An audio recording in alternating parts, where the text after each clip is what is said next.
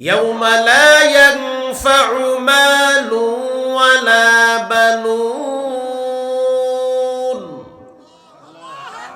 একটু পরে কইেন আল্লাহু আকবার। ইয়াউমা লা ইয়ানফাউ মালু ওয়ালা বানুন।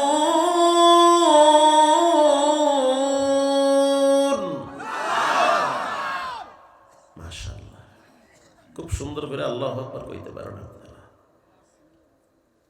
আল্লাহু আকবার যদি মুখে আর অন্তরে ঠিক থাকে তাহলে আগামীর বাংলাদেশ হবে আল্লাহু আকবারের বাংলাদেশ। ইনশাআল্লাহ বলেন, ইনশাআল্লাহ। রব্বুল আলামিন বলেন, মাল কাজে আসবে না, সন্তান কাজে আসবে না, কাজে আসবে একমাত্র কলবে সালিম, পবিত্র আত্মা, যেটার ভিতরে কোনো হিংসা নাই। সুবহানাল্লাহ বলেন। আল্লাহর হাবিব অসুস্থ হয়ে গেলেন। নবীজি অসুস্থ, তাফসিরে এসেছে সূরা নাস ফালাকে। সকালবেলা অসুস্থ, সন্ধ্যার টাইমে নবীজি আরো বেশি অসুস্থ হয়ে বিছানায় পড়ে গেলেন। মা আয়েশা বলেন, হুজুর আপনি ভালো মানুষ, সুস্থ মানুষ, হঠাৎ কেন অসুস্থ হয়ে গেলেন? রাত্রিবেলা নবীজি ঘুমায় গেছে। নবীদের স্বপ্ন হলো ওহী। নবীরা যেটা স্বপ্নে দেখে ওটা আল্লাহর পক্ষ থেকে নাজিল হয়। আল্লাহু আকবার বলেন। আমার দিকে তাকান, কাজে লাগবে কথা। স্বপ্নে এক ফেরেশতা আর এক ফেরেশতাকে বলতেছে, এই জানো কি হয়েছে? না জানি না। এই ব্যক্তিকে জাদু করা হয়েছে, এজন্য অসুস্থ হয়ে যাচ্ছে। কে জাদু করলো? বলে এক ইহুদি নারী। কেমনে জাদু করলো? বলে মাথার চুল নিয়া 11টা গিট লাগাইয়া, মন্ত্র পইরা, বান মাইরা, পাথরের নিচে আটকায় রাইখা এরপরে বিছানায় ফালাইয়া দিছে। ইহুদি নারী নবীজির মাথার চুল মোবারক নিছে। যাগো চুল বড় আছে সাবধানে রাইখেন, এটিরে ছাইরা দিয়া বাড়ি মাইরেন না। কয়েক আইটেমের রং লাগাইয়া হুন্ডার পিকআপ এমন বাড়ান বাড়ায় আর সামনে যায় না, পারে না নিজে নামে ঠেলা দিতে। সোজা রাস্তা চালায় বেহা বেহা করে। এটা আমনগো দেশে নাই, আমগো কুয়াকাটায় আছে। আর একজনে জিগায়, কিও ভাই তোমার হুন্ডার চাকা বেকা? কেন না? তাহলে সোজা রাস্তায় বেহা কইরা চালাও কা? কয় শয়তানে কামড় দিছে। যার কাম নাই হে আকাম করে। যদি বাপ মরতো আরো আগে, 5টা বোনের দায়িত্ব যদি কান্দে থাকতো, তাইলে বুঝতো রাত দিন কি পরিমাণ কষ্টে যায়। তুরুং বুরুং করার টাইম পাইতো না। তুরুং বুরুঙের টাইম যাইতো গা। রাত 3টার সময় ওটা লাগতো কাম করার লাইগা, 2টা বোন বিয়া দেওয়া লাগবে। আর এখন তো বাবার হোটেলে খান মোসে মাসে চলেন, টের পান না। টের পাইবেন। যে সমস্ত ঘরে মহিলারা কিরণমালা আর জি বাংলা নিয়ে ওয়াল টাইম ব্যস্ত থাকে, আর ছেলে মেয়েরা পাবজি আর ফ্রি ফায়ার নিয়ে ব্যস্ত থাকে, এদেরকে মনে হয় খুব দ্রুত ভিক্ষা করে খাওয়া লাগতে পারে। এইটা যে ঠিক, এতে কোনো দলিল লাগবে না। আমার কাছে কয়েক হাজার এমন প্রমাণ আছে। আমি ঢাকা মতিঝিলে জুমা পড়াই, 12 কুতুবের আড্ডাখানা, পুরা মতিঝিল গোটা বাংলাদেশ চালায়। এখন তো অনেক যুবকরা মোবাইলে জুয়া খেলায়, আছে না? এই মোবাইলের নেশায় অনেকের জীবন শেষ হয়ে গেছে। আজকেও দেখলাম অনলাইনে যে একজনে ভিডিও করতে গিয়া নিজের আগুনে নিজেই পুড়ছে। কি মজার কাহিনী! এই শীতের মধ্যে যদি শরীরে আগুন লাগে খুব মজা লাগে না কষ্ট লাগে? কষ্ট লাগে। হ্যাঁ, কয় মজা লাগে। গত কয়েকদিন আগে দেখলাম 2 জন ম্যাডাম ছাদে উঠছে ভিডিও করতে, টিকটক বানাইবে। তো কারেন্টের তার যে উপরে আছে টের পায় নাই, কারেন্টের তার ধরতে গেছে, মনে করছে এটা দুলাভাইয়ের বাড়ির রাস্তা। কিন্তু নসিব এত খারাপ, ধরার সাথে সাথে কারেন্টে তো ধইরা ফেলাইছে, যাও কই, বহুত তুরুম বুরুম করছে, এবার আমার লাগে সাক্ষাৎ করো। পিছনে যে আছে হেও ধরছে হ্যারে, কারেন্ট কয় তুই যাও কই, তোরেও খাইছি। দুইটা তাজা সুন্দরী রূপসী মেয়ে জায়গায় পুইরা কয়লা হয়ে গেছে। কুষ্টিয়ার ঘটনা গোটা পৃথিবীর মানুষ দেখছে। বাপ ছেলেরে জবাই করছে, ছেলে বাবারে জবাই করছে। কারণ কি? এই মোবাইলের কারণে। ভোলা, আপনারা জানেন, ছেলে মোবাইলের প্রতি এমন আসক্ত হয়ে গেছে যে 6 বাচ্চার মেয়ের মানে 6 বাচ্চার মায়ের সাথে 14 বছরের ছেলে প্রেম করে। মারহাবা, আউযুবিল্লাহ না নাউযুবিল্লাহ বলেন, এমনটা হয় না? এই গজব কই নিয়ে ঠেকছে টের পাইছেন? কোন ঘাটের পানি কই যায় আপনি তো কল্পনাই করতে পারবেন না। গত 3 মাস আগে এখনো সেটা সোশ্যাল মিডিয়াতে ভাসতেছে। ছেলে বাবার বিরুদ্ধে মামলা দিয়েছে জজ কোর্টে, ছেলে আব্বার বিরুদ্ধে মামলা দায়ের করছে। কেন? বলে আমার আব্বা আমার বউরে নিয়ে হিজরত করছে। আউযুবিল্লাহ না নাউযুবিল্লাহ হচ্ছে। আদালত বলতে আছে তোমার বাপে কি জোর করে নিছে? কয় না, আমার ম্যাডাম গেছে, কিছু করার নাই, হেও রাজি হেও রাজি, তুমি তোমার চিন্তা করো। এই সব কাহিনীর মূল গোড়ায় হলো মোবাইলের অপব্যবহার। 4 বছরের বাচ্চা, তারে কার্টুন না দেখাইলে সে বাতি খাইবে না। খামু না তো খামুই না, লাগে মইরা যাবো গা, শহীদ হয়ে যাবো, তাও খামু না। এজন্য ঘরের ভিতরে অ্যান্ড্রয়েড মোবাইল চালানো একটু কমায়া দিয়ে, বাচ্চাদের সামনে যদি 3-4 ঘন্টা মোবাইল টিপেন, ওই ঘরের বাচ্চারা তো পাবজি আর ফ্রি ফায়ারের জন্য ব্যস্ত হয়ে যাবে। আপনি থাকেন বাহিরে কাজে ব্যস্ত, আপনার ম্যাডাম এত বড় মোবাইল নিয়ে 3 বাচ্চা নিয়ে জিকির করে, কথা কন না কা? তো ওটার প্রতি তো আসক্ত হবে।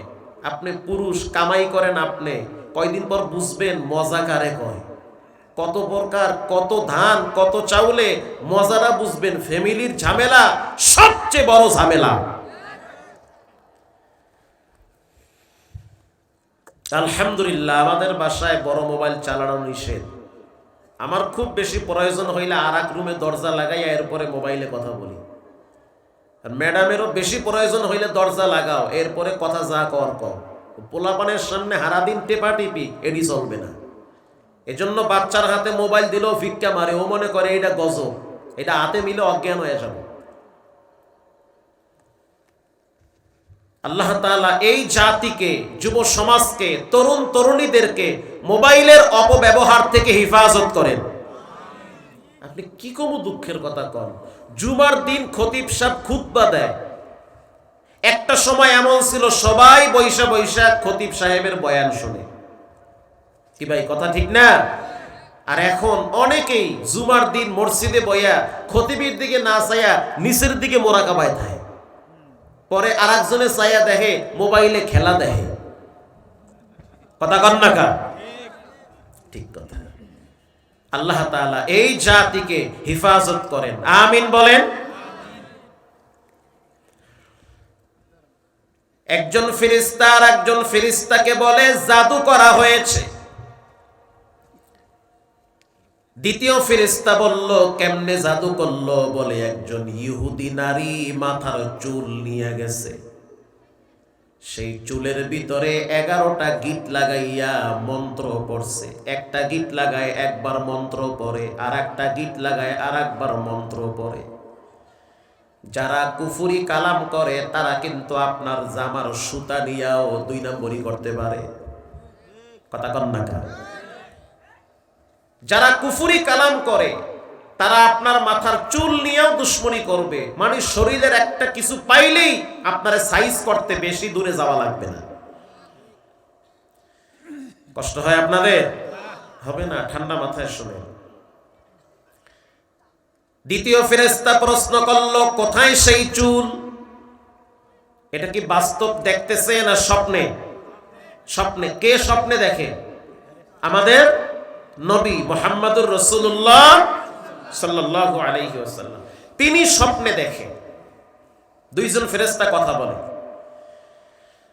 প্রথম ফেরেশতা আবার বলল, ভাই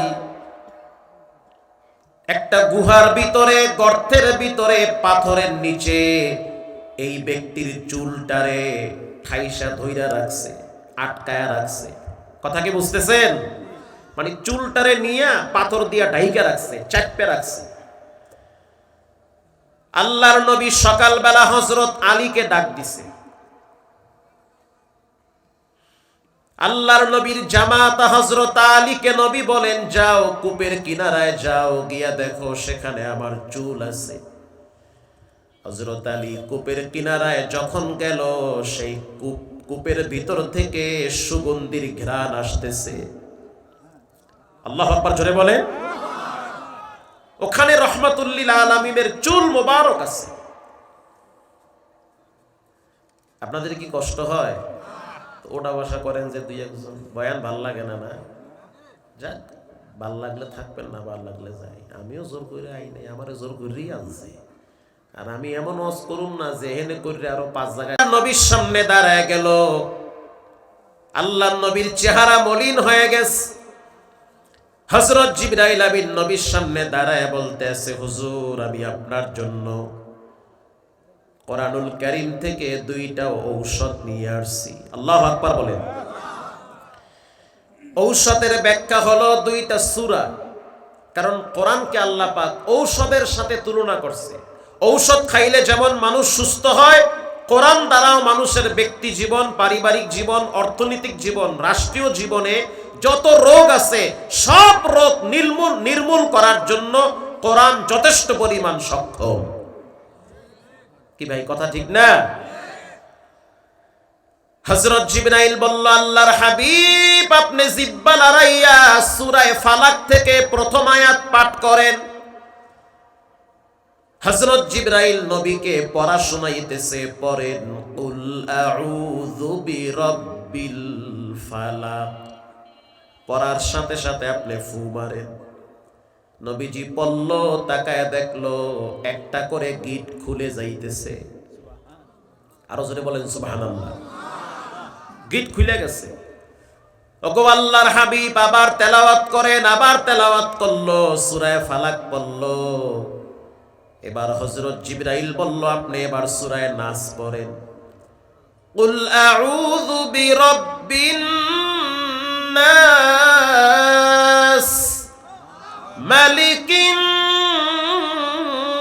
নাস ইলাহিন নাস। একটা আয়াত পড়েন, একটা করে গিট খুলবে। 2 সূরায় প্রায় 11টা আয়াত আছে। নবীজি তেলাওয়াত করলো, সবগুলা গিট খুইলা গেছে, নবীজি সুস্থ হয়ে গেছে। এখন এই রোগের চিকিৎসা পৃথিবীর কোনো ডাক্তার দিতে পারবে? এটা কোরআন থেকে নিতে হবে। প্রিয় ভাইরা আমার, সূরা নাস ফালাক হলো মানুষের জন্য শেফা। আমি আমার স্ত্রীকে জানাইয়া দিছি, প্রতিদিন তোমার ডিউটি হলো বাচ্চাগুলারে সূরা নাস ফালাক পড়ে ফু মারবা। ওরা মাদ্রাসায় যায়, মক্তবে যায়, বাহিরে বের হয়, অনেক দুশমনরা দূর থেকে ক্ষতি করতে পারে। কথা বল না। আল্লাহর হাবিব বলল, আলী তুমি তোমার সন্তানদেরকে শুনাইয়া দাও, প্রতিদিন সূরা নাস ফালাক পড়ে যেন শরীরে দম করে। শরীর স্বাস্থ্য সুস্থ রাখার জন্য 4টা সূরা আছে। একটা হলো সূরা কাফিরুন, আর একটার নাম হলো সূরা ইখলাস, আর একটার নাম হলো সূরা ফালাক, আর একটার নাম হলো সূরা নাস। এই 4টাকে বলা হয় সূরাতুশ শিফা। হযরত নবী করিম সাল্লাল্লাহু আলাইহি ওয়াসাল্লাম নিজেও পড়তো, তার মেয়েও পড়তো, তার জামাতাও পড়তো। নবী শিক্ষা দিল, উম্মত তুমি প্রতিদিন সূরা নাস ফালাক, সূরা কাফিরুন, সূরা ইখলাস পড়ে দম করো। আরশের মালিক তোমার দুশমনদের চোখ থেকে তোমাকে এবং তোমার ফ্যামিলিকে হেফাজত করবে। সুবহানাল্লাহ, জোরে বলেন। যুবক ভাইরা, কত দুশ্মন আপনার ডানে বামে। আরে বড় দুশ্মন তো আপনার ঘরেই থাকতে পারে। আপনার আপনজন বন্ধু বান্ধব মুখে হাসি দিয়ে সামনে আসবে, কিন্তু সে চায় আপনি ধ্বংস হয়ে যান। সে অলরেডি চেষ্টাও চালাইতেছে, আপনি হয়তো বুঝেন না। এজন্য প্রত্যেকটা মুসলমানের বাচ্চার কোরআনুল কারীম থেকে লাস্টের 10টা সূরা মুখস্থ করা একেবারেই জরুরি। হাদিস শরীফে আসছে, কেউ যদি সূরা ইখলাস একবার পাঠ করে তার আমলনামায় 10 পারা কোরআনের নেকি জমা হয়ে যায়। সুবহানাল্লাহ। আরে ভাই, বাঁচবো কয়দিন? দুনিয়ায় চলতে টাকা লাগে। আপনি বিছানায় পইরা থাকলেও তো পরিষ্কার করতেও তো 2-1 মানুষ লাগবে, টাকা দিয়ে খরচ করতে হবে। যেদিন আপনার চোখ বন্ধ হয়ে যাবে, টাকা কাজে আসবে না, সম্পদ কাজে আসবে না, সর্বোচ্চ কবর পর্যন্ত যাবে, আপনার পরিবার কবর পর্যন্ত যাবে, ঠান্ডা মাথায় আপনারে বিদায় দিবে। এরপরে আপনার সন্তানরা আপনার সম্পদ নিয়া মারামারি কারাকারি করবে। নিজের ভালো তো পাগলেও বুঝে। আরে যে পাগল, অগা কোম্পানির মগা পাগল, হেও তো নিজের ভালোটা বুঝে। বিড়ি পাইলে হের মুখে হাসি ফুটে, পাগলে খুব খুশি। সারাদিন পরিশ্রম করেন ছেলেমেয়ের জন্য, অথচ রব্বুল আলামিন চায় না যে আপনি হঠাৎ মৃত্যুবরণ করে জাহান্নামে যান। জানাজা পয়রা লাভ নাই। যদি আপনি ফজরের নামাজ পড়তে না পারেন তো জানাজা পয়রা লাভ কি?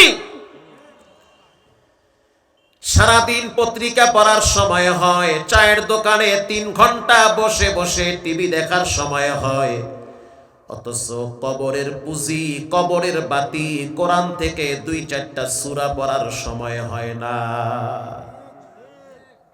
ধানমন্ডি তাকওয়া মসজিদ, ঢাকায় গেলে একদিন ফজর পড়েন তাকওয়া মসজিদে, দেখবেন ফজরের নামাজের টাইমে 6-7 এর ছাত্র দিয়া পুরা 3 কাতার মসজিদ ভরা। আল্লাহু আকবার বলেন। কেউ ফকিন্নি না, সব পয়সাওয়ালার পোলা, টাকাওয়ালার পোলা। ধানমন্ডি বোঝেন না, পয়সাওয়ালার পোলা। হ্যাঁ, এই তো 19 6-7 এর ছাত্র ফজরের টাইমে শীতে কাঁপতে কাঁপতে আল্লাহু আকবার দাঁড়ায় গেছে মসজিদে। আর আপনি এত বড় একটা পোলা, ফজর পড়েন না, মোবাইল টিপেন। এশা পড়লেন না, মোবাইল টিপেন। এশা তো পড়লেনই না, আবার নিয়ত করছেন ফজরও পড়বো না। ফজর তো পড়লেন না, শীতের মধ্যে বুঝলাম। জহুরটা পড়েন, হেটাও পড়বেন না। তা আপনি কি মরবেন না? আপনার কবরে যাওয়া লাগবে না? আপনি আল্লাহর উপরে এত দুশ্মনী কেন করেন? আল্লাহর সাথে আপনার কি শত্রুতামি যে আল্লাহরে আপনি 1.5 ঘন্টা দিবেন?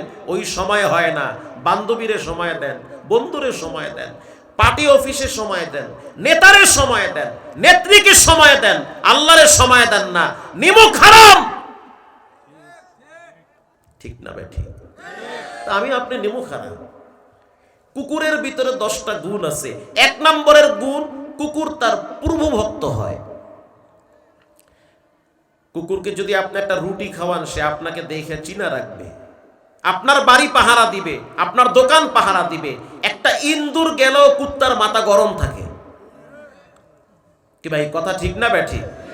তা আপনি আমি মানুষ, আল্লাহর দেওয়া শ্বাস টানি, শ্বাস ছাড়ি। এই যে টানলাম, ইয়াউমা লা ইয়ানফাউ মালু ওয়ালা বানুন,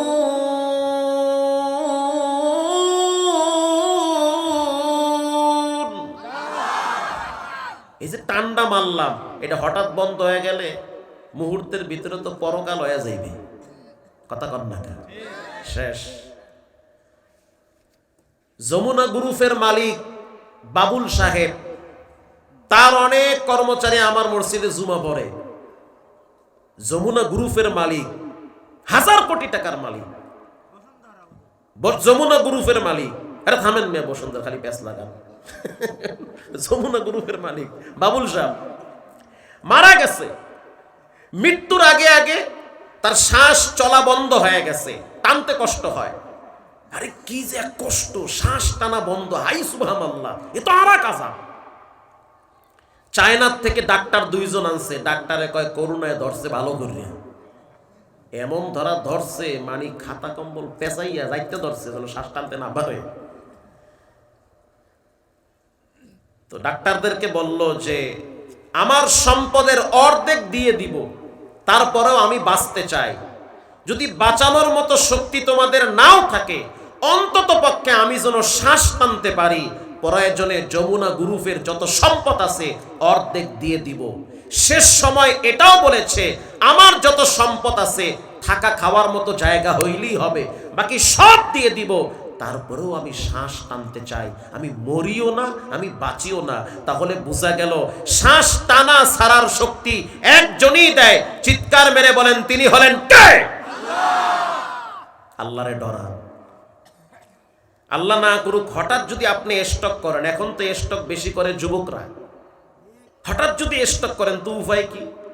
আইসিইউতে নিবে, শ্বাস টানতে পারেন না, লাইফ সাপোর্টে রাখবে। লাইফ দেয় আল্লাহ, সাপোর্ট দেয় ডাক্তারে। বলেন, আওয়াজ দিয়ে বলেন, লাইফ দেয় কে? সাপোর্ট দেয় কে? ডাক্তার। এই যে আল্লাহ লাইফ দিল, বিনিময়ে আল্লাহ 1 টাকাও নেয় না। ডাক্তার সাপোর্ট দিল, লক্ষ লক্ষ টাকার বিলের কাগজ আপনার হাতে ধরায়া দিবে। লাইফ ছাড়া সাপোর্টের কোনো মূল্য আছে? কোনো মূল্য নাই। লাইফ দেয় আল্লাহ, টানতেছি ছাড়তেছি। কত হাজার হাজার মানুষ মহব্বত করে, ভালোবাসে, আপনাকেও ভালোবাসে। এই আল্লাহর দেওয়া লাইফের বিনিময় 1 টাকাও নেয় না।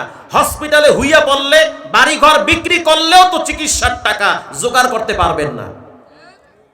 এজন্য পায়ে হাত দিয়ে বলি, জীবনে কোনোদিন নামাজ ছাড়বেন না, ইনশাআল্লাহ বলেন। আরো কিছুদিন বাঁচতে পারবেন ইজ্জত সম্মান আর শান্তি নিয়ে। তা না হইলে মাওলার ধরা শক্ত ধরা, কঠিন ধরা, এমন দৌড় লওয়াইবে পাগল হয়ে যাইবেন। আপনার ফ্যামিলির ভিতরে একজন রে এমন ধরা ধরবে, ওই যন্ত্রণায় আপনিও শুয়ে পড়বেন। রব বলেন, যারা আমাকে ভুলে এরা টাইম মতো এদের প্রাপ্য বুঝে পায়। প্রিয় ভাইয়েরা আমার, কষ্ট হয় আপনাদের? বলেন, হায়াতের মালিক কে? আল্লাহ তাআলা। কোরআনুল কারীমের ভিতরে কিছু সূরা আছে যেগুলা সূরা হলো মানুষের জন্য শিফা, ঔষধের মতো কাজ করে। যেমন একটি সূরা আছে, সূরার নাম হলো সূরায়ে ফাতিহা। আল্লাহর হাবিব বলেন, কেউ যদি সূরায়ে ফাতিহা 7 বার পরে পানিতে দম করে পান করে, তো রব্বুল আলামিন তার হঠাৎ ব্যথাটাকে সহনীয় করে দিবে। অন্ধকার রাত, বিবিও ঘুমায়, আপনিও ঘুমান, হঠাৎ ঘুমের ভিতরে আপনার বাচ্চা পেটে ব্যথায় চিৎকার মারছে, আপনি টেনশনে পড়ে গেলেন, ডাক্তারখানা অনেক দূরে, ঠান্ডার ভিতরে কেমনে যাব, রাস্তায় কোনো গাড়িও নাই, যেতে গেলে তো আমার গাড়ি লাগবে, হসপিটাল খোলা থাকতে হবে। আল্লাহর হাবিব বলেন, উম্মত টেনশনের কারণ নাই, শুদ্ধ করে সুন্দর করে 1 গ্লাস পানি নাও, সেই পানির ভিতরে সূরায়ে ফাতিহা 7 বার পড়ো, বাচ্চারে পান করাও। রব চাইলে মুহূর্তের ভিতরে বাচ্চার ব্যথাটাকে সহনীয় করে দিবে। আপনার স্ত্রী প্রেগনেন্ট, বাচ্চা বড় হয়ে গেছে পেটে, একটু পর পর ব্যথা শুরু হয়, কি করবে? সূরা ফাতিহা পড়েন, ফু মারেন, খান। এটাকে বলা হয় সূরাতুশ শিফা, উম্মুল কোরআন। 30 পারা কোরআনে যা আছে সূরা ফাতিহার ভিতরে তাই আছে। ফাতিহা মানে স্টার্ট করা, ওপেন করা, চালু করা। আল্লাহু আকবার বলেন। এবার আসেন ভাইরা আমার, কোরআনুল কারীমের ভিতরে একটি সূরা আছে, সূরার নাম হলো সূরায়ে ওয়াকিআ। ইযা ওয়াকাতিল ওয়াকিআ লাইসা লিওয়াকাতিহা কাযিবা খাফিদাতুর রাফিআ ইযা রুজ্জাতিল আরদু রাজ্জা ওয়া বুসাতিল জিবালু বাসসা ফাকানাত হাবাআম মুনবাসসা। মাগরিবের পরে নিজে পড়েন, বাচ্চাদেরকেও পড়ান। মাত্র 5 মিনিট সময় লাগে সূরা ওয়াকিয়া পড়তে। রবের ওয়াদা আছে, আমি তার ঘরে রিজকের বরকত বাড়ায়া দিব। অল্প টাকার ভিতরে বরকত এত বাড়াবে আপনি কল্পনাই করতে পারবেন না। রব চাইলে সব হয়, বান্দা চাইলে কিচ্ছু হয় না। প্রিয় ভাইরা আমার, গতকালকের তাজা ঘটনা দিলের কান লাগায় শুনেন। আমার বাড়ি সেই কুয়াকাটা বঙ্গোপসাগরের কিনারায়, পাশে হলো পায়রা বন্দর, পায়রা পোর্ট, বিশাল এক নদী, এপার থেকে ওপার দেখা যায় না, সেই নদীর মাঝখান দিয়া জাহাজ চলে। আল্লাহর কি কুদরত, কয়লা বোঝাই করা জাহাজ চলতেছে, সমুদ্রের পানির তুফানে বাড়ি মারতেছে, পানি কখনো কখনো জাহাজে ঢুকে। আল্লাহর কি সিদ্ধান্ত, তাকায় দেখো সোশ্যাল মিডিয়ায় এখনো ভাসে, পানির ফোটায় ফোটায় তাজা ইলিশ মাছ জাহাজে ঢুকতেছে। দেখা যাইতেছে জাহাজের কর্মচারীরা ইলিশ মাছগুলা বস্তার ভিতরে ঢুকাইতেছে, জালমাইরাও মাছ পায় না। আর রবের ওয়াদা, রবের সিদ্ধান্ত, জাল মারা লাগবে না, মাছ এমনি তোমার ঘরে ঢুকবে। 1 কেজি আর 2 কেজি না, প্রায় 2 মণ ইলিশ বিনা জালে বিনা চেষ্টায় অটোমেটিক তুফানের বাড়িতে জাহাজে ঢুকে গেছে। আল্লাহু আকবার, জোরে বলেন। চিন্তায় পড়ে গেলাম, রব্বুল আলামিন তো এক সময় মানুষদেরকে জান্নাত থেকে ডাইরেক্ট খাবার খাওয়াইতো। কোরআনে আল্লাহ বলেন মান্না ওয়াস সালওয়া, মান্না সালওয়া রব্বুল আলামিন বনি ইসরাইলদেরকে খাওয়াইছে। কামাই করা লাগতো না, কষ্ট করা লাগতো না, ডাইরেক্ট জান্নাত থেকে খাবার পাঠাইয়া রব্বুল আলামিন তাদেরকে রিজিক দিত। এখন বাস্তব তাকায় দেখি, রব চাইলে সবই হয়, বান্দা চাইলে কিছুই হয় না। ভাইরা আমার, আপনাদের বগুড়ায় মাঝে মাঝে আমি থাকি, জামিল মাদ্রাসায় যাই, আমি অনেক প্রোগ্রাম আপনাদের এই উত্তরবঙ্গে করি।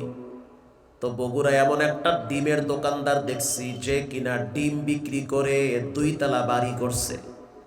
শুধু হাঁসের ডিম বিক্রি করে 2 তলা বাড়ি বানাইছে। বয়স একেবারেই কম, কত 23-24 হবে।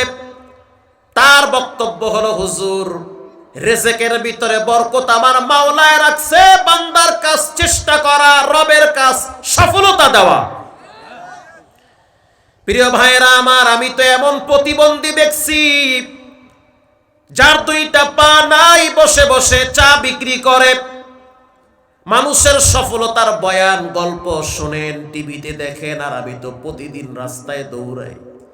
রাত্র 2টা 3টা রাস্তার পাশে দাঁড়ায় দাঁড়ায় বৈশা বৈশা গল্প করি চায়ের দোকানদারের সাথে, ডিমের দোকানদারের সাথে। রাত যত গভীর হয়, গল্পের আসর তত জমে। এক একজনের কষ্ট দুঃখ মানুষের কাছে বলে না, কিন্তু আলেম পাইলে মন খুইলা বলে। কষ্টের কথা ঘরের বিবির সাথেও বলে না, কিন্তু আলেম পাইলে কলিজা ভরে বলে। কারণ জানে, আলেম তার সফলতার কথা শুনলে অন্তত পক্ষে কষ্ট তো পাবেই না, বরং খুশিতে তার জন্য দোয়া করবে। কিন্তু আর একজন যদি শুনে আমার কাছে টাকা আছে, দুশ্মনী করবে, ধর মার খা, যেমনে পারো হেমনে চিন্তাই কর। কিন্তু আলেম যদি জানে অন্তত পক্ষে এতটুকুন পরামর্শ দিবে, টাকা পয়সা দিয়া কি হবে, দিনের কাজে কিছু ব্যয় করো। প্রিয় ভাইরা আমার, রিজিকের বরকতের জন্য দামি একটি সূরার নাম হলো সূরা ওয়াকিয়া। সূরা ওয়াকিয়ার ফজিলত যদি আমি বলি, ফজর হয়ে যাবে। এটার কি পাওয়ার! আমি মসজিদে যেখানে জুমা পড়াই, খাদেম হইল 6 জন, যাদের কাজ হলো মসজিদ পরিষ্কার করা। কয়জন? 6 জন।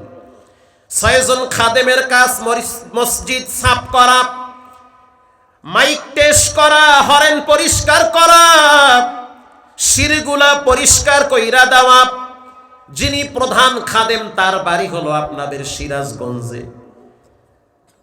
তো কথার প্রসঙ্গে একটা সময় হঠাৎ একটা পর্যায়ে গিয়া তাকে আমি একদিন জুমার সময় প্রশ্ন করলাম যে, খাদেম সাহেব কেমন আছেন আপনি?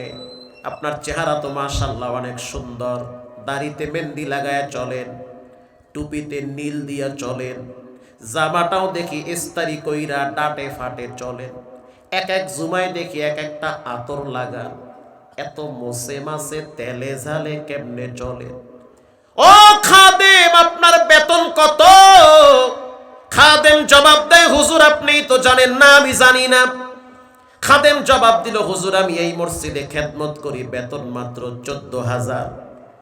আমি কৌতূহল বশত জিজ্ঞাসা করলাম, আপনার ছেলে মেয়ে কয়জন? বলে 8 জন। আল্লাহু আকবার বললেন না?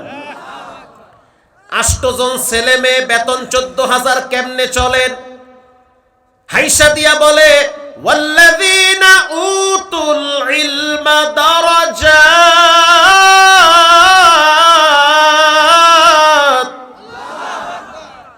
যার ভিতরে আল্লাহ কোরআনের ন্যূনতম জ্ঞান দান করে, রবের ওয়াদা, তার মর্যাদা, তার সম্মান আমি আল্লাহ বাড়ায়া দিব। বেতন যদিও কম, সন্তান যদিও বেশি, এত অল্প টাকায় কেমনে চলেন? টুপিতে নীল লাগান, জামা ইস্তারি করেন, এক এক জুমায় এক একটা আতুল লাগান, এত আরামে মোসে মাসে চলার রহস্য কি? আবার অনেক জেনারেল লাইনে মাসে কামায় 1 লাখ, তারপরও ঋণ থাকে। কথা কন টাকা। ছেলে মেয়েগুলা কিছুই নাই, নাই নাই কইতে কইতে জীবন শেষ। মাত্র মাইয়া পোলা 1.5টা, এরপরেও বাবার চিন্তার ঘুম হয় না, ট্যাবলেট না খাইলে দাঁড়াইতে পারে না। মাস শেষ, ঋণের বোঝা মাথায় আইসা চাপে। ও খাদেম, এত অল্প টাকায় কেমনে চলা হয়? খাদেম জবাব দেয়, ওয়াল্লাযীনা উতুল ইলমা দারাজাত, আরে আমি তো বুঝলাম যার ইলম আছে তার মর্যাদা আল্লাহ বাড়ায়, ঠিক আছে, কিন্তু গোপনীয় রহস্য কি? খাদেম জবাব দিল, গোপন রহস্য হলো আমার ঘরে যত সদস্য আছে প্রত্যেকেই প্রতিদিন মাগরিবের পরে সূরা ওয়াকিয়া পড়ে। খালি সুবহানাল্লাহ কইয়া থামে থাকেন না, ঘরে গিয়েও পড়লেন, ছেলে মেয়েদেরকেও বইলেন, কোচিং প্রাইভেট সব পড়ে, প্রতিদিন নিয়মিত কোরআন তেলাওয়াত করা লাগবে। আমাদের সন্তানরা যদি প্রতিদিন কোরআন পড়ে, কোরআন দেখে, কোরআনের সাথে ন্যূনতম সম্পর্ক থাকে, ইনশাআল্লাহ সুম্মা ইনশাআল্লাহ আগামীর সর্বশেষ মারা যাবে, ছেলে হোক মেয়ে হোক, বাচ্চা হোক বুড়া হোক, সর্বনিম্ন 40,000 বছর মাটির নিচে থাকা লাগবে। কেমনে থাকবা? সাথী নাই, বাতি নাই। আজ এখানে বসে আছো, হতে পারে কালকে তোমাকে কবরে থাকা লাগতে পারে। টাঙ্গাইলে ওদিন বয়ান করলাম, এলেঙ্গাতে একই স্টেজে একই প্যান্ডেলে সকালে একবার জানাজা, রাত্রে আর একজনের জানাজা। টিস্যুর বক্স আনতে টাঙ্গাইল এলেঙ্গায় গেছে, এলেঙ্গের পাশেই মাহফিল, বক্স নিয়ে দৌড় মারছে, টের পাই নাই পিছনে ট্রাক আইসা ধাক্কা মারতেছে। এমন ধাক্কা মারছে, বক্স একদিকে ছিটকে গেল, সেও আর একদিকে ছিটকে গেল। প্যান্ডেলে গিয়া জানাজা পড়া হইল। মানুষ ভাবতে পারে না যে তার মৃত্যুটা কখন চলে আসবে। 1 মিনিটের নাই ভরসা, টান মারার সাথে সাথে রবের সিদ্ধান্ত, ভরসা নাই তো নাই, চইলা আসো কবরে, এক টানে শেষ। এমন এমপি দেখছি বিগত আমলে মাইক নিয়ে দাঁড়ায় বলছে, আমি আর একটা কথা বলবো। কয়টা? কিন্তু সে বুঝতে পারে নাই এক কথার ভিতরেই জিন্দেগি শেষ। একটা কথা বলবো বলতে গিয়া সেহার নিয়ে কাইতে পড়ছে। এটা কি বলে মৃত্যু? কখন চলে আসবে কেউ জানে না, জানেন কে? আল্লাহর ডরান, হঠাৎ ধইরা ফেলাইবে, কাইন্দাও লাভ হবে না। মহিলা আবার বলতে আছে, রহমাতুল লিল আলামিন, কদ জানাইতু, জিনা করছি, তাহিরনি, পবিত্র করে দেন, পাপ বড় হয়ে গেছে, ঘুমাইতেও পারি না, খাইতেও পারি না, বড় লজ্জা পাই। যখন আমি মাটির উপরে বিচারণ করি তখন মনে হয় মাটি আমারে অভিশাপ দেয়, কারণ মাটির জবান আছে, মাটি একদিন রবের সাথে কথা বলবে। রব কোরআনে বলেছে, ইয়াউমা ইদিন তুহাদ্দিসু আখবারহা।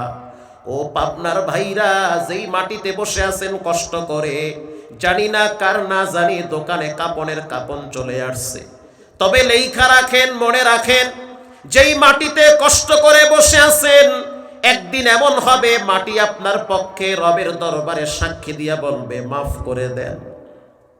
করে ধইরেন না, ও কষ্ট করে শীতের ভিতরে নিশিরের পানিতে ভিজে ভিজে মোল্লার কথা শুনছে, আজ বিচারের ময়দানে মাটি সাক্ষী দিলাম, ওরে মাফ করে দেন। আল্লাহু আকবার বলেন। মহিলা আবার বলল, তহহিরিনী, পবিত্র করে দেন।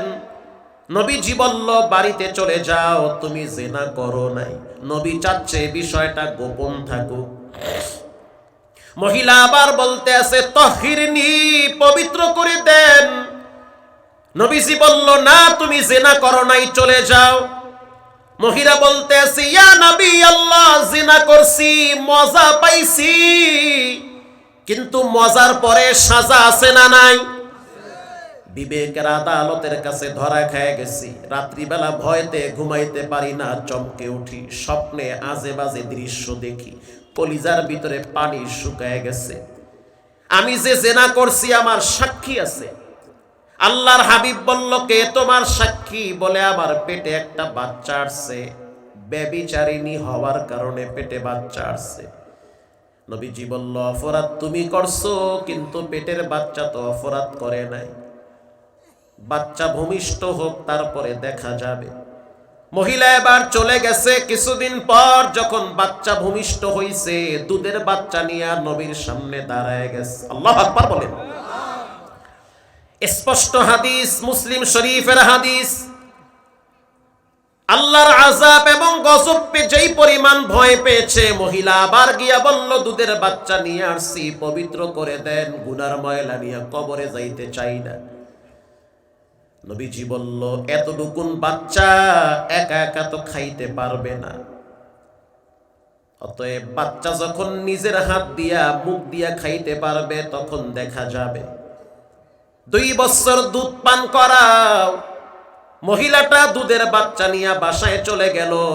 এক একটা রাত, এক একটা দিন তার কাছে 1 বছরের সমান হয়েছে। কষ্ট কি পরিমাণ, দুঃখ! জিনা করছি, পেটে বাচ্চা আসছে, বাচ্চা ভূমিষ্ঠ হইছে। এরপরে নবীর কাছে গেছে, নবী বলে, বাচ্চা বড় হোক, তারপরে দেখা যাবে। তাহলে বুঝেন, আল্লাহর আযাব থেকে বাঁচার জন্য শরীয়তের আইন নিজের উপরে চাইতেছে, আল্লাহর বিচার দুনিয়াতে চায়। আল্লাহু আকবার বলেন। 2 বছর পর বাচ্চাটারে নিয়ে নবীর সামনে দাঁড়ায় গেছে, আর চোখের পানি ছেড়ে বলে, ইয়া নবী আল্লাহ, দুনিয়ায় তো কেউ কারো আপন না, স্বার্থে আঘাত লাগলে আপন মানুষগুলা বড় হয়ে যায়। আমি মজা পাইছি, মজার কারণে কবরে শাস্তি পাইতে চাই না, আমি আমার রবের কাছে পবিত্র থাকতে চাই। এই নেন বাচ্চা, নিজের হাতে রুটি সিরা সিরা খাইতে পারে। আল্লাহর রাসূল বলল, মদিনার সাহাবীরা, কারা পারবা এই বাচ্চার দায়িত্ব নিতে? বাচ্চাটা তো এতিম। আল্লাহু আকবার বলেন। একজন সাহাবী দাঁড়ায় বলল, যার নাম হলো খালিদ বিন ওয়ালিদ রাদিয়াল্লাহু তাআলা আনহু। যুবক মানুষ, দেখতে অনেক সুন্দর, শত শত যুদ্ধে তিনি মুজাহিদদের ভূমিকায় অবতীর্ণ হয়েছে। মারহাবা বলেন। হুজুর, আমি এতিমের দায়িত্ব নিব। এবার নবীজি বলল, আনা ওয়া কাফিলুল ইয়াতীম কাহাতাইনি ফিল জান্নাহ। কেউ যদি এতিমের লালন পালনকারী হয়, সে আমি নবীর সাথে আবার জান্নাতে থাকবে, মাঝখানে কোনো পার্টিশন থাকবে না। সুসংবাদ। এখানে টাকাওয়ালা যারা আছেন, মাঝে মাঝে 2-1টা এতিমের জন্য জামা বানায় দিবেন, এতিমের একটা টুপি কিনে দেন, এই শীতের দিন এতিমের জন্য একটা কম্বল পাঠায় দেন। আপনার বাচ্চাটা বিদেশি কম্বলে ঘুমাইয়া যেই পরিমাণ শুকরিয়া আদায় করবে না, একটা মা বাবা হারা এতিম সন্তান যদি একটা নরমাল কম্বল পায়, তার চেয়ে বেশি খুশি হয়ে যাবে। ওর মুখের হাসি আর শাজিম ঠান্ডা হয়। এতিম যখন হাসে, তখন রব্বুল আলামিন রহমতের ডানা বিস্তার করে। এবার এই মহিলাটারে মরুভূমির ভিতরে নিয়ে যাও, বুক পর্যন্ত গাইরা পাথর মেরে তাকে শেষ করে দাও। মহিলাটারে মরুভূমির ভিতরে নিয়ে বুক পর্যন্ত মাটিতে গাড়া হইল। বিবাহিত নারী জেনা করছে, শাস্তি। বিবাহিত নারী জেনা করছে, শাস্তি। বুক পর্যন্ত গাইরা তারপরে পাথর মারো। চতুর্দিক থেকে পাথর নিক্ষেপ হয়। হযরত খালিদ বিন ওয়ালিদ যুবক মানুষ, তিনিও একটা পাথর মারল। পাথরটা যখনই মহিলাটার কপালে আইসা লাগছে, রক্ত ফিলকি দিয়া খালিদ বিন ওয়ালিদের চেহারায় লাগছে। খালিদ বিন ওয়ালিদ এতটুকুন একটা গালি দিয়েছে, সি সি, একটা ব্যভিচারিণী মহিলার রক্ত আমার শরীরে লাগছে। নবীজি বলল, খালিদ বিন ওয়ালিদ সি সি বইল না, এই মহিলার চোখের পানি আর তওবার কারণে রব্বুল আলামিন তার এই তওবাটা যদি, তার ক্ষমাটা যদি, আজকের এই মহিলার ক্ষমা যদি মদিনায় বন্টন করে দেওয়া হইতো, সব গুনাহগারের গুনাহ আল্লাহ মাফ করে দিত। हर गोरीदे देने तू तैयार है, जो न मंगे उससे तू बेजार है। आती नफी दारे दुनिया ना हसन, आती नफी दारे उक़बा ना हसन। या गियासल मुस्तगीसीन हदीना लफ्तिखारा मिल उलूमे वल गिना। বলেন, এই যে প্রকাশ্যে হাজার হাজার মানুষের সামনে ব্যভিচারিণী নারীকে আল্লাহর আইন, শরীয়তের আইন যে প্রতিষ্ঠিত করা হইল, প্রয়োগ করা হয়েছে, জানতে চাই ও পাবনার মুসলমান, এটা কি মোল্লার আইন না আল্লাহর আইন? আরো জোরে বলেন, কার আইন? এটা আল্লাহর আইন। এরকম দুই একটা আইন যদি বাংলার জমিনে প্রতিষ্ঠিত হয়, ঘরে ঘরে জিনা, ব্যভিচার, পরকিয়া সব বন্ধ হয়ে যাবে। প্রিয় ভাইয়েরা আমার, কোরআনুল কারীমে একটি সূরা আছে, সূরার নাম হলো সূরা মুলুক। কষ্ট হয়? আল্লাহর রাসূল বলেন, কেউ যদি সূরা মুলুক তেলাওয়াত করে, তার কবরের ভিতরে আযাব আল্লাহ মাফ করে দেয়। তাবারাকাল্লাযী বিয়াদিহিল মুলক ওয়া হুয়া আলা কুল্লি শাইইন কাদির।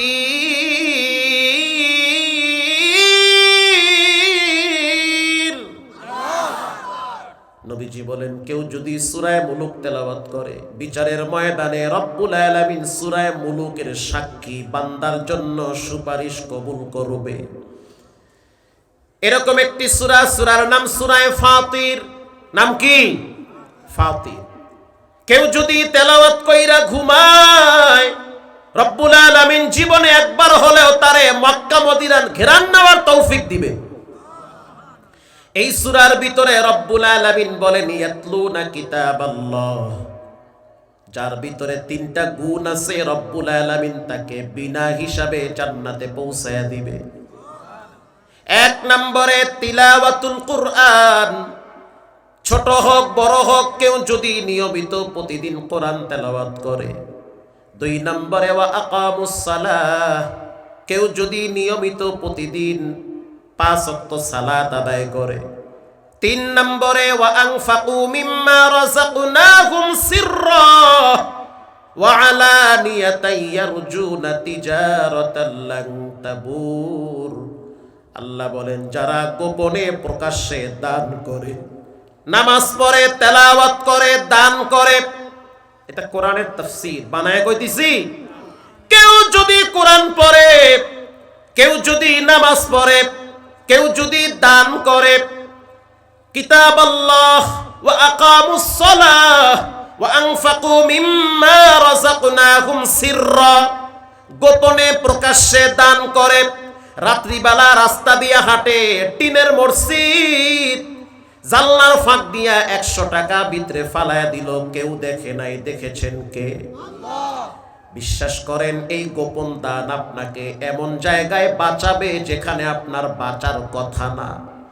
যেখানে আপনার মুসিবতে পড়ার কথা, রব্বুল আলামিন গোপন দানের কারণে গোপন ভাবে তাকে হেফাজত করে। 2 নম্বরে, 1 নম্বরে তেলাওয়াতুল কুরআন, 2 নম্বরে নামাজ, 3 নম্বরে হলো দান।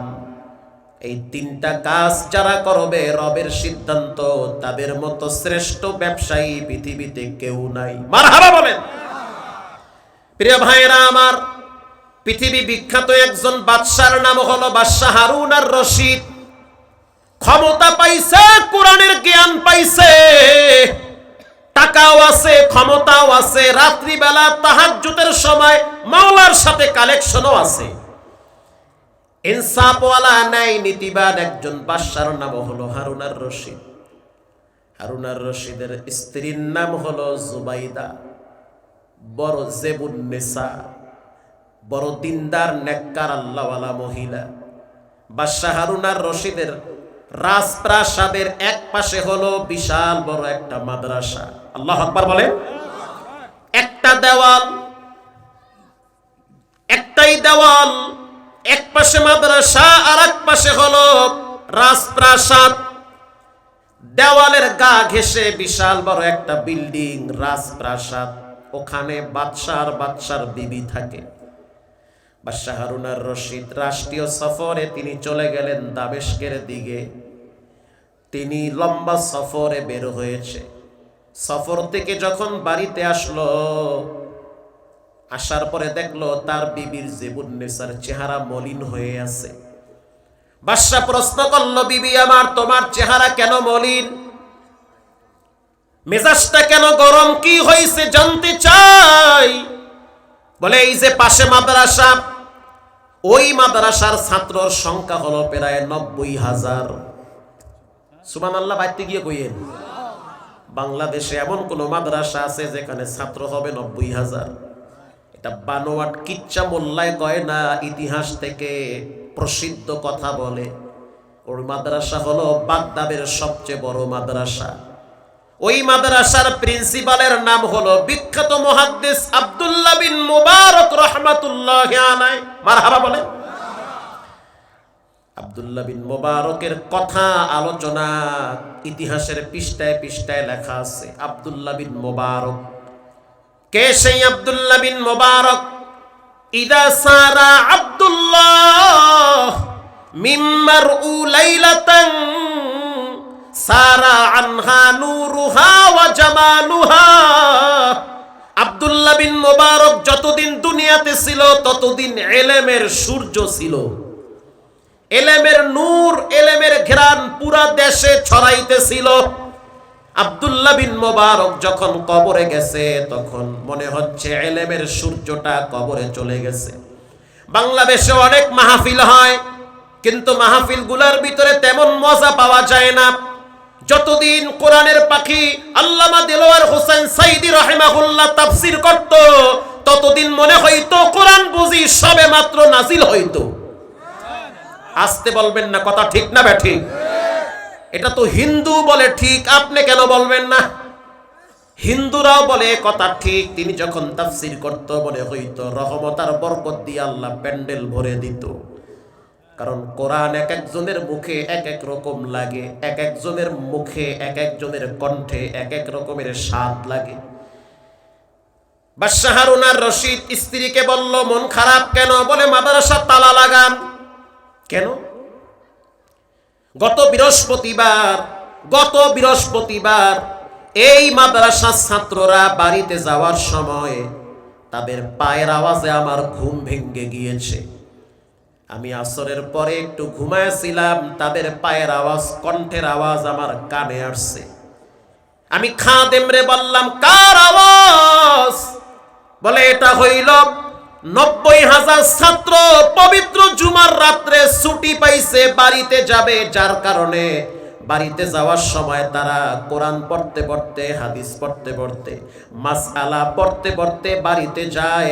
এতগুলা বাচ্চা আওয়াজ দিলে তো একটু শব্দ হবে, ঠিক না বেঠি? ঘুম ভেঙে গেছে। স্ত্রী বলতে আছে, তালা লাগায়া দেন মাদ্রাসায়। বাদশাহ হারুন আর রশিদ বলতে আছে, বিবি আমার, আমি তো মনে করলাম তুমি জ্ঞানী মানুষ, বিচক্ষণ মহিলা, কিন্তু এখন বুঝতে পারলাম আমার ধারণাটা সম্পূর্ণ ভুল। আব্দুল্লাহ বিন মুবারক যখন রাস্তা দিয়ে হাঁটে তখন মনে হয় তার পায়ের নিচে ফেরেশতারা নূরের পর বিছায়া দেয়।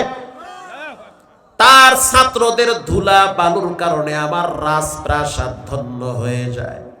ও বিবি আমার, আমি হারুন আর রশিদ যখন রাস্তা দিয়ে হাঁটি আমার ক্ষমতার একটা গরম থাকে, আর আব্দুল্লাহ বিন মুবারক আর তার ছাত্ররা যখন রাস্তা দিয়ে হাঁটে তখন মনে হয় ফেরেশতারা হাঁটে। ওদের চোখের পানি আর দোয়ার কারণে আমি এখনো ক্ষমতার চেহারে আছি। অতএব সাবধান, লাগাম লাগায়া কথা বলবা, আবল তাবল বইলা নিজের মাটি নরম করবা না। আব্দুল্লাহ বিন মুবারক বিখ্যাত একজন মুহাদ্দিস। আর হারুন আর রশিদ বলল, বিবি আমার, আমার মনটা চায় আমি রাত্রিবেলা একটু ভিতরে যাব, ছাত্রদের খেদমত করব। বিখ্যাত মুহাদ্দিস আব্দুল্লাহ বিন মুবারক রাত্রিবেলা ঘুইরা ঘুইরা ছাত্রদেরকে দেখে কে কি করে। গতকালকে আপনারা দেখছেন বাংলাদেশের সব টিভি চ্যানেলগুলা নিউজ করছে, তাহাজ্জুদের টাইমে মাদ্রাসার 20-25টা ছাত্র নামাজ পড়তেছে, একটা ছাত্র রুকুর ভিতরে মৃত্যুবরণ করেছে। ছোট্ট বাচ্চা নামাজে দাঁড়ায় আছে, মাথা ঘুরাইতেছে, রুকুতে গেছে, ঢইলা পইরা গেছে। তাহাজ্জুদের টাইমে নামাজের সময়। এত পাগল হইয়েন না, দাপট দেখায়েন না, মাস্তানি কইরেন না। কত মাস্তানকে আল্লাহ কানে ধইরা জুতা পিটা করেছে।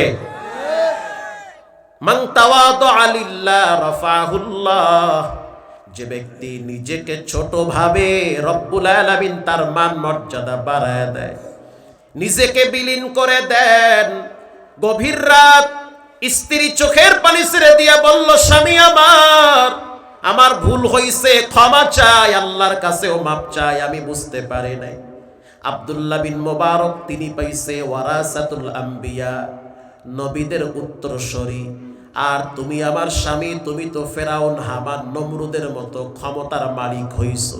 অতএব তোমার চেয়ে আব্দুল্লাহ বিন মুবারক আর ছাত্রদের মর্যাদা 1000 কোটি গুণ বেশি।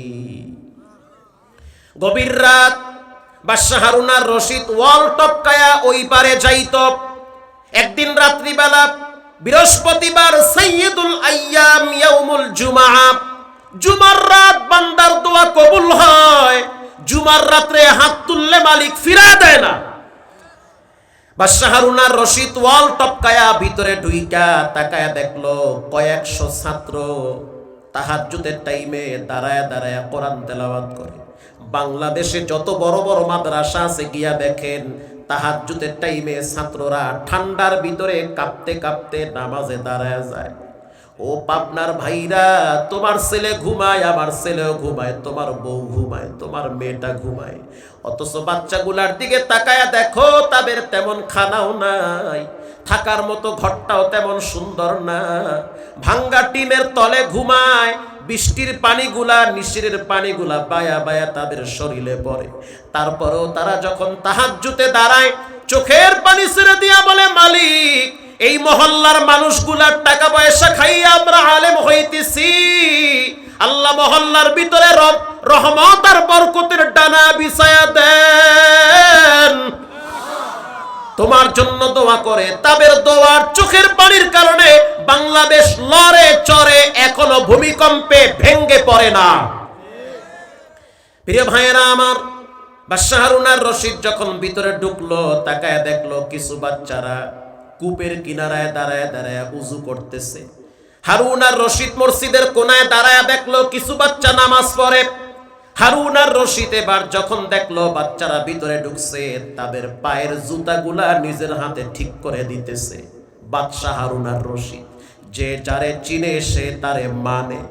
হারুন আর রশিদ যখন জুতা ঠিক করলো, তখন তার মাথার উপরে কালো চাদর ছিল। উয়ুনুল হিকায়াতে আসছে।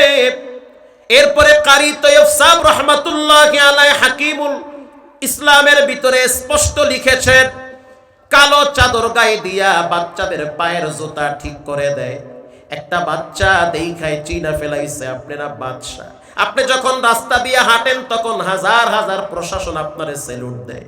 হারুনার রশিদ বলে আমি বাদশাহ না, এই মুহূর্তে আমি একজন জাহান্নামের আসামি। আমার মতো গুনাহগার কেউ নাই। দিনের বেলায় রাজত্ব চালাই, রাত্রিবেলা মাওলারে খুশি করার জন্য তোমাদের পায়ের জোতা ঠিক করি। এই দুনিয়ায় মানুষ বাঁচে কয়দিন? কারুন মরছে, মানুষ তার নাম শুনলে অভিশাপ দেয়। হামান মারা গেছে, নাম শুনলে জুতা মারে। ফেরাউন মারা গেছে, নাম শুনলে থুতু মারে। হারুনার রশিদ মইরা গেছে, নাম শুনলে তার জন্য দোয়া করে। প্রিয় ভাইয়েরা আমার, এই প্যান্ডেলে অনেক মানুষ বসা আছে। দোয়া হয়ে যাওয়ার পর আপনারা ঘরে গিয়া দেখবেন মা ঘুমায় রইছে, বাবা ঘুমায় রইছে। আবার এমন আছেন মাও ঘুমায় নাই, বাবাও ঘুমায় নাই। আবার এমনও মানুষ আছেন ঘরে গিয়া দেখবেন মা নাই, মায়ের খালি বিছানাটা পড়ে আছে, আব্বার খালি যায় নামাজটা পড়ে আছে। যুবক ভাইয়েরা, মুরব্বী বাবারা, যার মা বাবা বেঁচে আছে রবের দরবারে শুকরিয়া আদায় করেন, আপনার জান্নাত আপনার ঘরে এখনো জমা আছে। যার আব্বা আম্মা নাই, এখন মনে হয় ঘরটা খালি খালি লাগে, আগের মতো আর শান্তি পাওয়া যায় না। সংসারের জন্য এত খরচ আমি করি, তারপরেও মাঝে মাঝে কষ্ট হয়। আর মনে হয় যদি মা বাবারে আল্লাহ আরো কিছুদিন বাঁচায় রাখতো তাহলে মনের ভিতরে শান্তি পাইতাম। আলহামদুলিল্লাহ, 95 লক্ষ টাকা দিয়ে মোহাম্মদপুর জায়গা কিনছি, প্রতিবন্ধীদের মাদ্রাসা হবে। প্রবাসী বলল হুজুর টেনশনের কারণ নাই, এক সাবের 52 লক্ষ আমি একাই দিব। চাপা না, গায়ের জোলে বলি না, মিথ্যা মনে করবেন না। মায়ের দোয়া, বাবার দোয়া সব হওয়া সম্ভব। পুরা প্যান্ডেলের ভিতরে আমি 20টা এতিম মায়ের সন্তান চাই। কে পারবেন? হুজুর আমি মা বাবার জন্য মাদ্রাসায় 5,000 টাকা দিলাম, 1,000 টাকা দিলাম। একজন লোক না বলবেন না। আমি একজন মায়ের সন্তান, ঠগি নাই। মা বাবার জন্য ব্যয় করলে রব আর এক জায়গা থেকে ঢাইলা দেয়। মসজিদ আল্লাহর ঘর, আপনার টাকা যদি মসজিদে ব্যয় হয় আপনার কপাল। সবার টাকা মসজিদে ব্যয় হবে না। আপনার টাকা ছেলের জন্য খরচ হবে 30 লাখ, মেয়ের জন্য হবে 90 লাখ, বইয়ের কিডনি গেলে লাগবে 56 লাখ। টাকা দিতে দিতে ফুল পাগল হয়ে যাবেন। সবার টাকা মাদ্রাসা মসজিদে ব্যয় হয় না। 20 জন লোক হাত তুলেন তো, প্রথমে 1000 করে দিবেন। একটু হাত তুলেন তো, 1000 1000 1 2 3 4 1000 5000 মারহাবা, নারায়ে তাকবীর। ওয়ার্ডের রানিং মেম্বার সাহেব 5000 ঠকবে না ইনশাআল্লাহ। দান করলে কেউ ফকিরও হয় না, কেউ ঠকেও না। রব আর এক জায়গা থেকে বাড়ায়া দেয়। কিস্তিতে লোনে মানুষ ফকির হয়ে যায়, ঠিক না বে ঠিক? 20 জন লোক আমি চাইছি নগদ অথবা বাকি, যদি